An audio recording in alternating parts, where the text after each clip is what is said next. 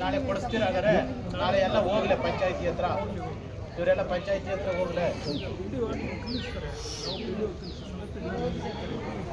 ಕರೆದ್ರೆ ಇಲ್ಲೇ ಹೋಗಿ ಕೂತ್ಕೊಳ್ಳೋದಲ್ಲ, ಕರೀದಿಲ್ಲ. ಇದರಲ್ಲಿ ಡಿಮಾಂಡ್ ಓರಿಯೆಂಟೆಡ್. ಡಿಮಾಂಡ್ ಆಲ್ರೆಡಿ ಅಲ್ಲಿ ಇರುತ್ತೆ. ವಿಡಿಯೋ ಆಯಿತು, ಬನ್ನಿ ಕೆಲಸ ಮಾಡಿ ಅಂತ ನಿಮ್ಗೆ ಕರೀದು ಕರೆಯೋದಿಲ್ಲ.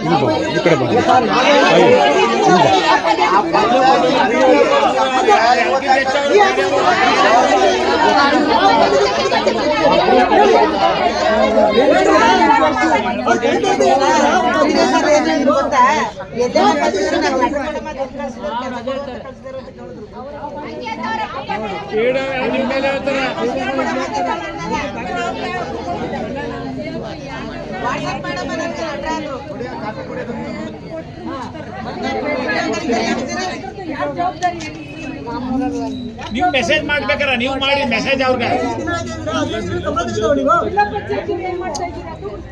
ಅಲ್ಲ ಸರ್, 15 ಸಂಬಳ ನೀವು ಎಷ್ಟು ಬಂದು 15 ದಿನ ಆಗಲ್ವಾ? 15 ದಿನ ನೀವು ಸಂಬಳ ಕಟ್ ಮಾಡಿ ತಗೋತೀರಾ?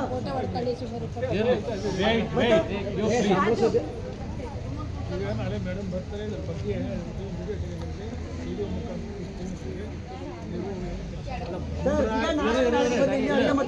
ಮುಂಡ್ರಾಗಿದಾರಲ್ಲ ಸರ್, ಅದರ ಇದ್ರ ಕಂಟ್ರೋಲ್ ಬರ್ತಾರೆ ಅವರು. ಜೊತೆಗೆ DS1 ಅವ್ರ ಜೊತೆ DS2 ಅವರಿಬ್ಬರು ಇದರ ಸುಂದರ ಕಾಣಲ್ಲ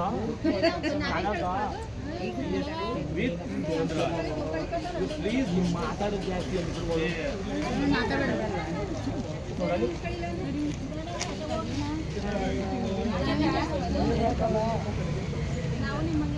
ಯಾವಾಗ ಹೋಗುದು ಕೆಲಸ? ಸ್ವಾಮಿ, ಈಗ ಆನ್ಲೈನ್ ಅವರ ಜನಗಳು ಬಂದು ಕಳಿಸದೆ ಮಾತಾಡಲಿ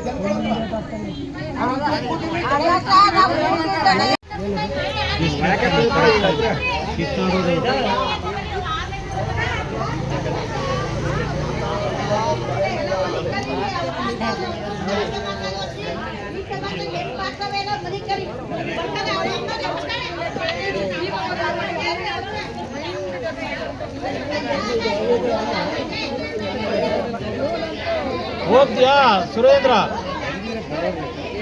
ಹೋಗ್ತೇನಾ?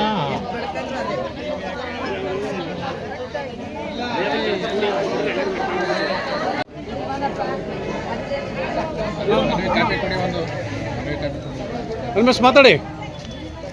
ಏನಿವತ್ತು ಉದ್ಯೋಗ ಖಾತ್ರಿ ಉಳಿಬೇಕು, ಬಿ ಗ್ರಾಂಜಿ ತೊಲಗಬೇಕು. ಏನು ಮಂಡ್ಯ ಜಿಲ್ಲೆಗೆ ನರೇಂದ್ರ ಮೋದಿ ಅವರು ಕಾಲ ಹಾಕ್ತಾಯಿದ್ರು, ಇಂಥ ಸಂದರ್ಭದಲ್ಲಿ ಉದ್ಯೋಗ ಖಾತ್ರಿನ ಕತ್ತಿಸಿ ಉದ್ಯೋಗ ಖಾತ್ರಿಯಲ್ಲಿ ಕೆಲಸ ಮಾಡ್ತಿರ್ತಕ್ಕಂಥ ಕೂಲಿಕಾರರಿಗೆ ಕೂಲಿ ಕೆಲಸವನ್ನು ಕಿತ್ಕೊಂಡಿರ್ತಕ್ಕಂಥ ಇಂಥ ಸಂದರ್ಭದಲ್ಲಿ ಕೃಷಿ ಮತ್ತು ಗ್ರಾಮೀಣ ಕಾರ್ಮಿಕ ಸಂಘದ ಮಂಡ್ಯ ಜಿಲ್ಲಾ ಸಮಿತಿ ಉದ್ಯೋಗ ಖಾತ್ರಿ ಕೆಲಸ ಕೊಡಬೇಕು, ಬಾಕಿ ಕೂಲಿ ಕೊಡಬೇಕು, ಮನೆ ನಿವೇಶನ ಕೊಡಬೇಕು, ಹಕ್ಕುಪತ್ರ ಕೊಡಬೇಕು ಅಂತೇಳಿ ಇನ್ನಿತರ ಬೇಡಿಕೆಗಳನ್ನ ಇಟ್ಕೊಂಡು ನಾವು ಹೋರಾಟ ಮಾಡ್ತಾ ಇದ್ದೀವಿ. ಈಗಾಗಲೇ ಏಪ್ರಿಲ್ 10ನೇ ತಾರೀಕು ಜಿಲ್ಲಾ ಪಂಚಾಯತ್ CEO ಅವರಿಗೆ ನಮ್ಮ ಬೇಡಿಕೆಗಳನ್ನು ನೀವು ಇಟ್ಕೊಂಡು ಈಡೇರಿಸಬೇಕು ಅಂತೇಳಿ ಮನವಿ ಕೊಟ್ಟಿದ್ರು ಕೂಡ ಅವರು ಲೆಕ್ಕಿಸ್ಕದೇ ನರೇಂದ್ರ ಮೋದಿ ಅವರು ಬರ್ತಾ ಇದ್ದಾರೆ ಎನ್ನುವಂಥ ಒಂದು ಇದರಲ್ಲಿ ನಾಗಮಂಗಲದಲ್ಲಿ ಹೋಗಿ ಕೂತ್ಕೊಂಡು ನಮ್ಮ ಮನವಿಯನ್ನು ಸ್ವೀಕರಿಸಬೇಕು ಆಗಿರುವ ಸಂದರ್ಭದಲ್ಲಿ ನಾವು ಇವತ್ತು ಒತ್ತಾಯ ಮಾಡ್ತಾ ಇದ್ದೇವೆ. ಕೃಷಿ ಕೂಲಿಕಾರ ಸಂಘಟನೆ ಒತ್ತಾಯ ಮಾಡ್ತಾ ಇದೆ, ನಮ್ಮ ಎಲ್ಲ ಬೇಡಿಕೆಗಳನ್ನು ಈಡೇರಿಸಬೇಕು. ಏನಾದರೂ ಈಡೇರಿಸಲಿಲ್ಲ ಅಂತಂದರೆ ಮುಂದಿನ ದಿನಗಳಲ್ಲಿ ಜಿಲ್ಲಾ ಪಂಚಾಯತಿಗೆ ಮುತ್ತಿಗೆ ಹಾಕುವ ಮೂಲಕ ಇಡೀ ಕೂಲಿಕಾರರನ್ನ ಬೇಡಿಕೆಗಳನ್ನು ಈಡೇರಿಸ್ಕೊಳ್ಳಿಕ್ಕೆ ಕೃಷಿ ಕೂಲಿಕಾರ ಸಂಘ ಮತ್ತು ಗ್ರಾಮೀಣ ಕಾರ್ಮಿಕ ಸಂಘ ಈ ಸಂದರ್ಭದಲ್ಲಿ ಒತ್ತಾಯ ಮಾಡ್ತದೆ ಅಂತೇಳಿ ನಾನು ತಿಳಿಸ್ತೀನಿ. ಆತ್ಮೀಯ ಬಂಧುಗಳೇ, ಇವತ್ತು ಉದ್ಯೋಗ ಖಾತ್ರಿ ಕೆಲಸವನ್ನು ಈ ನರೇಂದ್ರ ಮೋದಿಯವರು ನಾಶ ಮಾಡೋಕ್ಕೆ ನಿಂತವ್ರೆ. ಆದರೆ ಇವತ್ತು ಕೂಲಿಕಾರರ ಯಾಕೆ ಈ ಥರ ಕಡ್ಗಾಣ್ತವ್ರೆ? ಕೂಲಿಕಾರ ಓಟ್ ಬೇಡ್ದ, ಕೂಲಿಕಾರರು ರೈತರದ್ದು ಓಟ್ ಬೇಡ್ದ? ರೈತರು ಓಟ್ ತಗೊಂಡು ಕೂಲಿಕಾರ ಓಟ್ ತಗೊಂಡು ಕೂಲಿಕಾರನ ಸಮಾಧಿ ಮಾಡೋಕ್ಕೆ ನಿಂತವರಲ್ಲ ಈ ನರೇಂದ್ರ ಮೋದಿ ಅವರು. ಇದು ಸರಿನಾ? ಯಾಕೆ ಈ ಥರ ಮಾಡ್ತವ್ರೆ? ಕೂಲಿಕಾರ ಕೆಲಸ ಬೇಡ ಅಂತ ಮಾಡ್ತಾಯಿದಾರ? ಇನ್ನೂ ಈ ಸಾರಿ ಏನಾರು ಈ ಥರ ಆತ ಮಾಡವ್ರೆ, ಇನ್ನೊಂದು ಸಾರಿ ಮುಂದೆ ಸಾರಿ ಮಾತ್ರ ದೊಡ್ಡ ಮಟ್ಟದಲ್ಲಿ ಹೋರಾಟ ಮಾಡಬೇಕಾಯ್ತೆ. ಮತ್ತು ಇಡೀ ಎಲ್ಲ ಹಳ್ಳಿಗಳು ತಿಳುವಳಿಕೆ ಕೊಟ್ಟು ಅವ್ರಿಗೆ ಅರಿವು ಮೂಡಿಸಿ, ಮತ್ತು BJPಗೆ ಯಾವುದೇ ಥರದಲ್ಲಿ ವೋಟ್ ಮಾಡಬೇಡಿ ಅಂತ ಹೇಳ್ಬೇಕಾಯ್ತು, ಎಚ್ಚರಿಕೆ ಕೊಡ್ಬೇಕಾಯ್ತು ಅಂತೇಳಿ ನನ್ನಲ್ಲಿ ಒಂದು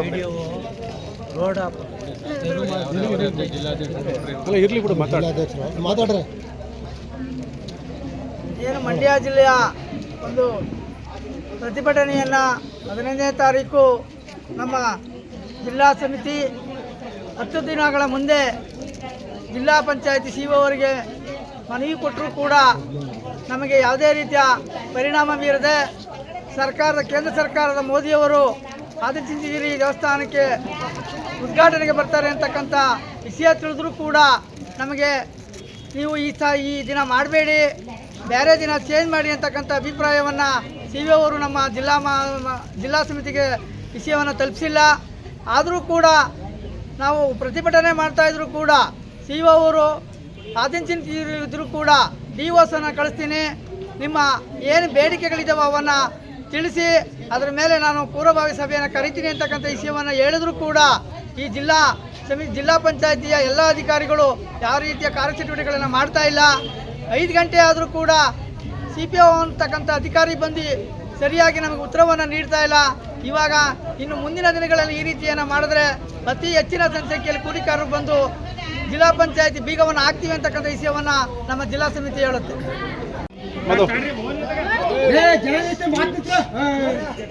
ಏನು ಇವತ್ತು ನಾವು ಒಂದು ಹೋರಾಟವನ್ನು ಮಾಡ್ತಾ ಇದ್ದೇವೆ ಜಿಲ್ಲಾ ಪಂಚಾಯಿತಿ ಮುಂದೆ. ಈ ಜಿಲ್ಲೆಗೆ ಮಾನ್ಯ ಪ್ರಧಾನಮಂತ್ರಿಗಳು ಬಂದಿದ್ದಾರೆ. ಈ ನಮ್ಮ ಪ್ರಧಾನಮಂತ್ರಿಗಳು ಉದ್ಯೋಗ ಖಾತ್ರಿ ಹಕ್ಕನ್ನು ನಾಶ ಮಾಡಿ ಡಿಸೆಂಬರ್ 18ನೇ ತಾರೀಕು ರಾಮ್ಜಿ ಎನ್ನುವಂಥ ನಾಥುರಾಮ್ ಗೂಡ್ಸೆ ಹೆಸರಿನ ಜಿ ಎನ್ನುವಂಥ ಯೋಜನೆಯನ್ನು ಜಾರಿ ಮಾಡಿ ಒಂದು ಕಡೆ ಗಾಂಧಿಯನ್ನು ಮರೆ ಮಾಡಿ ಇನ್ನೊಂದು ಕಡೆ ಹಕ್ಕನ್ನು ಕಿತ್ಕೊಂಡು ಕೂಲಿಕಾರರಿಗೆ ಕೆಲಸ ಇಲ್ಲದಂಥ ಪರಿಸ್ಥಿತಿಯನ್ನು ತಂದೊಡ್ಡಿ ಅಂಥ ಒಂದು ಪ್ರಧಾನಮಂತ್ರಿಗಳು ಮಂಡ್ಯ ಜಿಲ್ಲೆಗೆ ಕಾಲಿಟ್ಟಿದ್ದಾರೆ. ಅದು ಆದಿಚುಂಚನಗಿರಿಯ ನಾಥ ಪರಂಪರೆ ಇರುವಂಥ ಸ್ಥಳಕ್ಕೆ. ನಾಥ ಪರಂಪರೆ ಎನ್ನುವಂಥದ್ದೇನು, ಬಡವರು ಮತ್ತು ಕೂಲಿಕಾರರು ಸೇರಿ ಕಟ್ಟಿದಂಥ ಮಠಕ್ಕೆ ಒಬ್ಬ ಕೋಮುವಾದಿ ಕೂಲಿಕಾರರಿಂದ ಕೆಲಸ ಕಿತ್ಕೊಂಡಂಥವರು, ಗಾಂಧಿ ಹೆಸರನ್ನು ಹಳಸಾಕದಂಥವರು ಕಾಲಿಟ್ಟಿದ್ದಾರೆ ಅಂತ ಹೇಳಿದ್ರೆ ಮಂಡ್ಯ ಜಿಲ್ಲೆಗೆ ಖಂಡಿತ ಗಂಡಾಂತರ ಕಾದಿದೆ. ನಮ್ಮ ಮಠಾಧಿಪತಿಗಳು ಸಹ ಯಾಕೆ ಕರೆಸಿದ್ರು ಅನ್ನುವಂಥದ್ದನ್ನು ಇವತ್ತು ಇಡೀ ಜಿಲ್ಲೆಯ ಜನ ಪ್ರಶ್ನೆ ಮಾಡಬೇಕಾಗಿದೆ. ಯಾಕೆ ಅಂದರೆ ಅವರು ರಾಮ ಪರಂಪರೆಯನ್ನು ಎತ್ತಿಡಲಿಕ್ಕೆ ಹೊರಟಿದ್ದಾರೆ.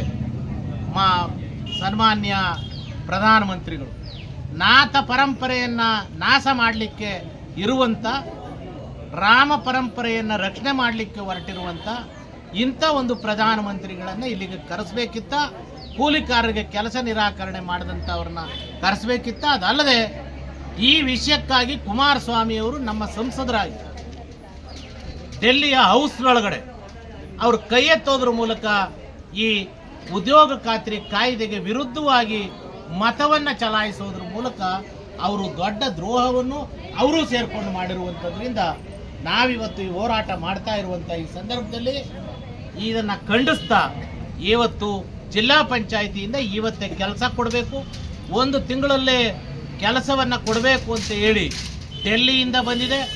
ಇಲ್ಲಿಯ ಕಮಿಷನರ್ ಆಫೀಸಿಂದ ಎಲ್ಲ ಜಿಲ್ಲಾ ಪಂಚಾಯಿತಿಗಳಿಗೂ ಬಂದಿದೆ. ಆದರೂ ಕೆಲಸ ಕೊಡದೇ ನಿರಾಕರಣೆ ಮಾಡಿರುವಂಥದ್ದನ್ನು ಸಂಪೂರ್ಣವಾಗಿ ಖಂಡಿಸ್ತಾ ಇವತ್ತೇ ನಮಗೆ ಕೆಲಸವನ್ನು ಕೊಡಲಿಕ್ಕೆ ಆದೇಶ ಮಾಡಬೇಕು ಅನ್ನುವಂಥ ಹಿನ್ನೆಲೆ ಒಳಗಡೆ ಈ ಹೋರಾಟವನ್ನು ನಾವು ಇಟ್ಕೊಂಡಿದ್ದೇವೆ. ಅದಲ್ಲದೆ 75 ಕೋಟಿ ಮೆಟೀರಿಯಲ್ ಬಿಲ್ ಕಾಂಪೋನೆಂಟ್ ಬರಬೇಕು, 20 ಕೋಟಿ ನಮ್ಮ ಕೂಲಿ ವೆಚ್ಚ ಬರಬೇಕು. ಈ ಹಣ ಮಂಡ್ಯ ಜಿಲ್ಲೆಗೆ 100 ಕೋಟಿ ರೂಪಾಯಿ ಬರಬೇಕು ಏನಿದೆಯೋ ಅದನ್ನು ಈ 2-3 ದಿನದೊಳಗಡೆ ತಕ್ಷಣದಲ್ಲಿ ಬಟವಾಡೆ ಮಾಡೋಕ್ಕೆ ಸಂಬಂಧಪಟ್ಟಂಥ ಅಧಿಕಾರಿಗಳು ಕ್ರಮ ವಹಿಸಬೇಕು.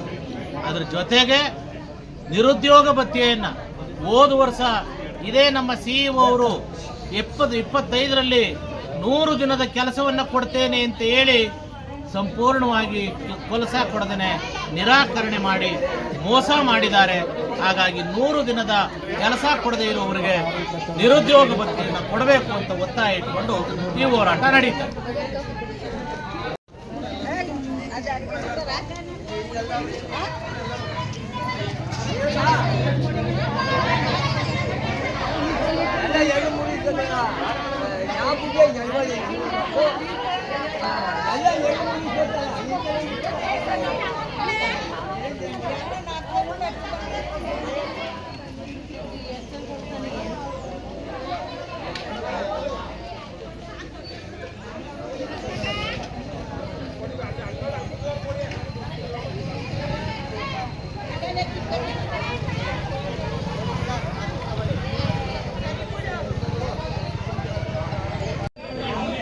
ಮಾತಾಡೇಕ ಏನು ಗ್ರಾಮೀಣ ಉದ್ಯೋಗ ಖಾತ್ರಿ ಕಾಯ್ದೆ ಗ್ರಾಮೀಣ ಜನರ ಸಂಜೀವಿನಿ.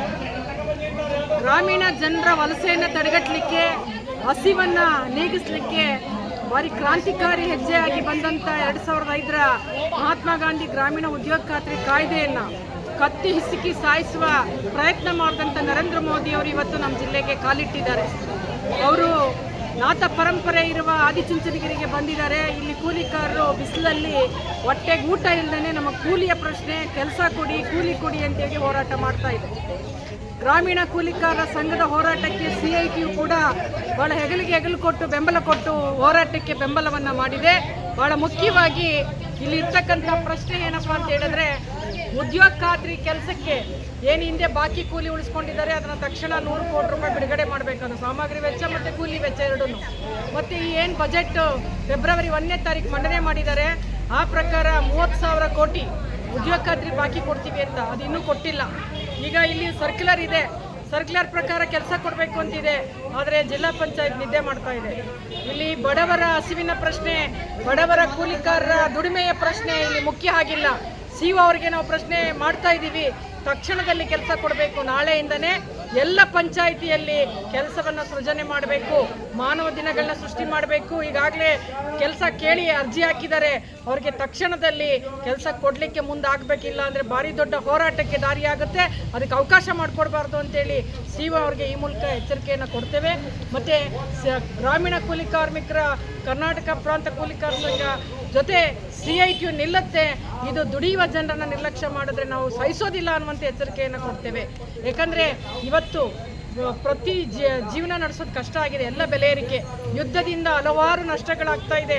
ಗ್ಯಾಸ್ ರೇಟ್ ಹೆಚ್ಚಾಗಿದೆ, ಪೆಟ್ರೋಲ್ ಡೀಸೆಲ್ ಬೆಲೆ ಹೆಚ್ಚಾಗಿದೆ, ಅಭಾವ ಕ್ರಿಯೇಟ್ ಆಗಿದೆ, ಆತಂಕ ಕ್ರಿಯೇಟ್ ಆಗಿದೆ. ಹೋಟೆಲ್ಗಳಲ್ಲಿ ಇವತ್ತು ಕೂಲಿ ಕಾರ್ಮಿಕರಿಗೆ ಊಟ ಸಿಗ್ತಾ ಇಲ್ಲ, ಯಾಕೆಂದರೆ ಗ್ಯಾಸ್ ಸಿಗ್ತಾ ಇಲ್ಲ.